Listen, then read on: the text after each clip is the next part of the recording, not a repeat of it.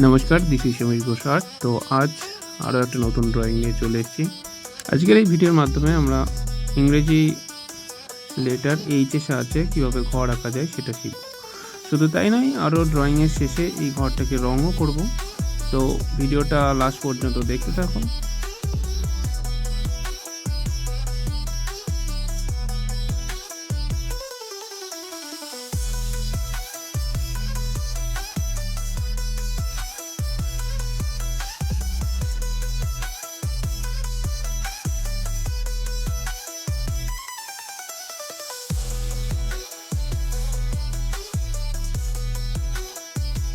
এর মধ্যে আমাদের স্কেচ পেনের সাহায্যে আউটলাইন করা কমপ্লিট হয়ে গেছে। এবার আমরা রঙটা স্টেপ বাই স্টেপ করব। তো স্টেপ বাই স্টেপ দেখতে থাকো। রঙটা কমপ্লিট হলে ড্রয়িংটা কেমন লাগলো অবশ্যই কমেন্টে জানিও। চ্যানেলে নতুনভাবে সাবস্ক্রাইব করে রাখো।